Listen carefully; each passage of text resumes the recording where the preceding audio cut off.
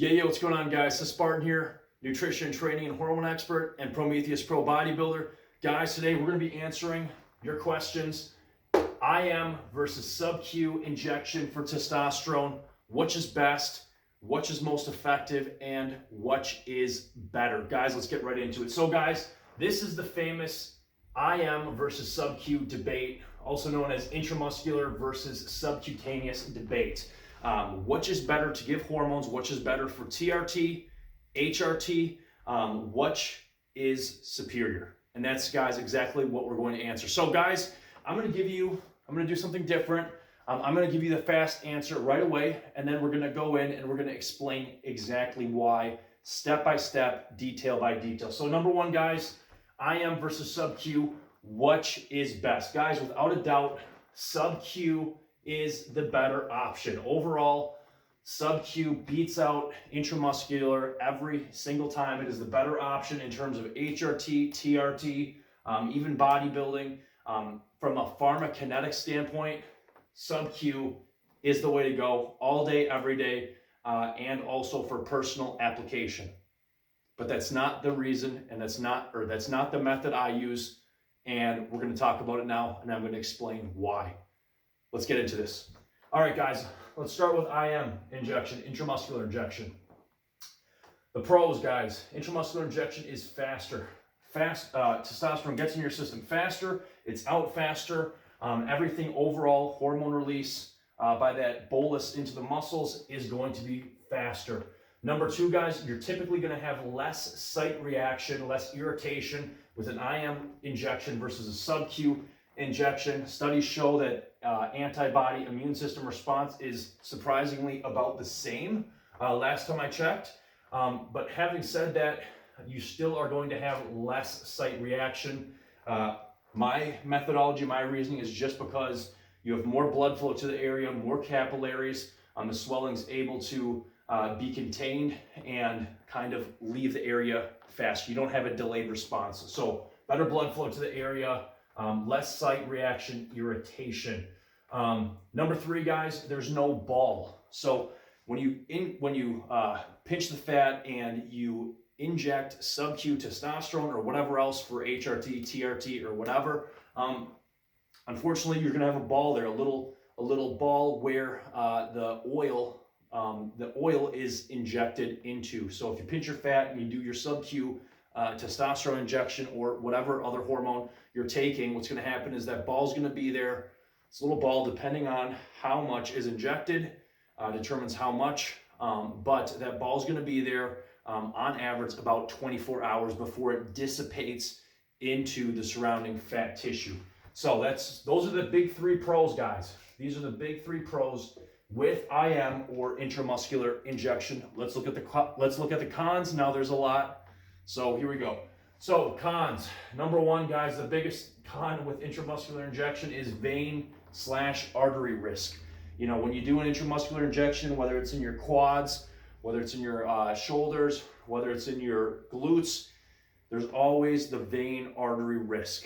And, you know, it's typically, from my personal experience, probably every, I want to say one in 75 or 1 in 90 injections, you're going to be in either a vein, an artery, or a smaller blood vessel. And you will have to pull the needle out and find a different spot. Because obviously if you inject oil into your bloodstream, best case scenario, you're going to be coughing your brains out. Worst case, you're going to drop. So that's something to, that's why we aspirate, guys.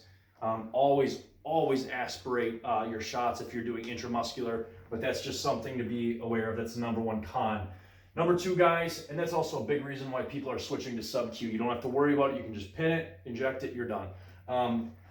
Number two con, guys, soreness in muscle. The stuff you're going to get from Prometheus HRT, it's made on the spot. It's top grade. It's the best of the best pharma grade testosterone. If you get stuff from Prometheus HRT or any decent clinic or doctor, most of the time you're going to be getting pretty high grade stuff, and you're not going to have an issue with the soreness. unless you're getting testosterone propionate. Testosterone propionate sucks. It hurts anytime, everywhere, just because the ester nature is so harsh. But having said that, guys, this is typically not a big concern unless you're doing big amounts. So the soreness in muscle, yeah, it's a con, but not huge. Number three con, this is something to talk about regardless. Number three con is more spikes in testosterone and estrogen. I cannot stress this enough. So it's a pro that testosterone gets in the system faster, but here's a big con is that more spikes in testosterone and estrogen mean more fluctuation, more adjusting, and more problems ultimately. So, more spikes in testosterone and estrogen means you're going to be at higher risk or higher need to use an aromatase inhibitor, just because the faster testosterone peaks, the more estrogen is produced, just because your body will pump out more aromatase enzymes the faster the estrogen fluctuates. So, estrogen fluctuation is a bad thing, but when testosterone increases fast or drops fast, that is going to dramatically and drastically, for that matter, affect aromatase enzyme production in the human body. So we don't want that, but that's kind of inevitable with an intramuscular injection, unless you're doing injections twice a week with testosterone cypionate or enanthate, or you're doing the one-shot HCG protocol I was talking about already in some of my other videos. Number four con, bigger needle. Typically, when you get your stuff from the clinic, hormone replacement clinic, TRT clinic, whatever, typically for an intramuscular injection, you're going to use a bigger needle. Most people have to. Having said that, guys, for many people, they are able to use a smaller syringe. I think insulin syringes, just because if you're leaner, guys, if you are a leaner individual, you're not carrying a lot of fat around your legs, your shoulders, or even your glutes. Well, most people, even if you're leaner, you're carrying fat on your glutes. But if you're leaner, guys, you have the option of using a 29 gauge insulin syringe to do your testosterone or hormone replacement injections. You can do it in your quads, your shoulders, anywhere where you're lean. And that's nice. It's a nice thing as long as you're not overweight and fairly lean, you can do that. But for most people, guys, they're going to need a bigger needle, unfortunately, and this is still what the clinics make you do. Most of the time, they go with a 25 gauge 1 inch. That's just typical. Again, if you're not overweight, you don't need to do that. You can get away with a 29 gauge insulin syringe, 1/2 inch. And guys, there's a lot of people that absolutely love that, and that would be my personal recommendation to anybody doing HRT or TRT. Having said that, guys, number 5 con, more frequent injections are needed, just because it's in your system faster, it's out of your system faster. Again, there's more blood flow in muscle tissue versus fat, so that's just going to be something you're going to have to deal with. Number 6, guys, is scar tissue. You're going to have scar tissue buildup when doing intramuscular injection, just because you are literally poking a hole in whatever muscle tissue you inject in, and that's going to, unfortunately, some of it's going to heal, but it's always going to leave a little bit of scar tissue. And from doing that over time, you're going to weaken the muscle belly as a whole and create scar tissue. And that's, again, guys, why it is better, so much better to do if you're using if you're doing an IM intramuscular injection, use a smaller needle. Use either, my recommendation is if you're lean or not overweight, just heat up your testosterone. Take a cup of hot water, heat up your testosterone, and use a 29 gauge 1/2 inch insulin syringe. Scar tissue will be minimal. Otherwise, if you are heavier, then if you want to minimize scar tissue with an IM injection, I would highly recommend 27 gauge 1.25 inch. These are standard, and that way you can also minimize scar tissue when doing an intramuscular injection. Guys, having said that, that's intramuscular. We talked about that as a whole. Let's talk about sub-Q. Sub-Q, and get into why this is superior. And also, having said that, even though it's superior, why I would not personally or why I will not personally go this route when using my hormone replacement therapy. So sub-Q, big pro, guys. There's no spike. There's no big spike in testosterone for that matter. It's a slow, steady release. There's no big spike of testosterone, which means no rapid changing side effects if you're doing injections, larger injections, either once or twice a week. Number two, guys, is exactly kind of what I talked about in number one, where there's a long, steady release, easy release of hormones. There's no fluctuation. It's a very, very easy on your system. It's almost like a shield volcano where it's a long, it's a shield. I'm just going to call it the shield volcano effect. So there's an increase and then there's a decrease. Having said that, number three, guys, there's less estrogen. No spikes, a long steady release equals less estrogen. That's exactly what I talked about over here. And also, most people, even if you're a little bit heavier and you're doing the sub-Q method, you can completely take out the aromatase. Most people can remove the aromatase inhibitor and anastrozole, which has some nasty side effects. We'll talk about that in another video, such as joint pain and other things. But you have less estrogen. Why? Just because you're not spiking the aromatase enzyme production, because there's no drastic testosterone spikes. Number four, guys, tiny needle. You know, whether you're fat or not, whether you're overweight or lean, it doesn't matter. You can use, for your testosterone injections, you can use a 30 gauge 5/16.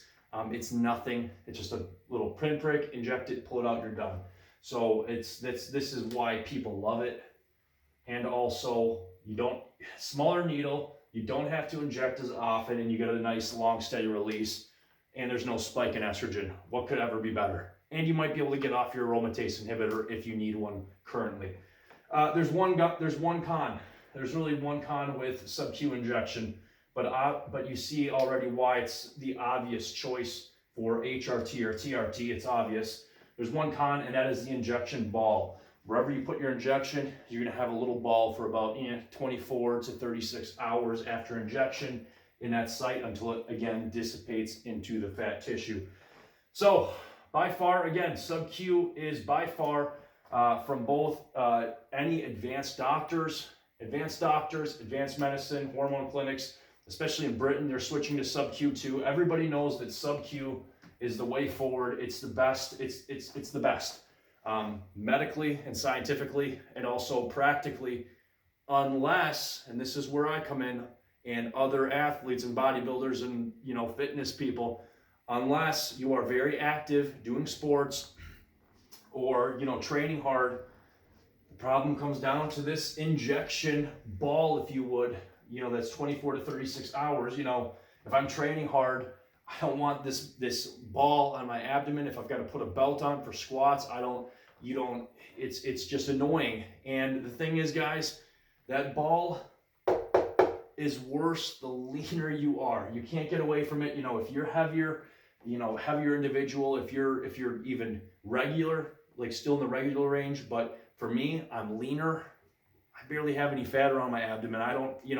The ball is going to be more noticeable, more irritation. So if you're somebody that has some stomach fat or torso fat, by all means, do the sub-Q. But for me, I'm lean, and that injection ball that's going to last for 24 to 36 hours, it is annoying. That's why I will stay away from that. And other athletes, bodybuilders, fitness enthusiasts, that's why even though sub-Q is by far the best, and it is, I'm not going to doubt it or talk away from, not even I'm going to deny that, because it is the best. Just for me, that injection ball and how annoying it is, especially because I'm lean, I'm going to go with IM injection, and I would personally use, my personal preference is the 29 gauge half inch, just because I'm lean again. I can minimize scar tissue and some of these other things. But at the end of the day, this really is the deal breaker. So guys,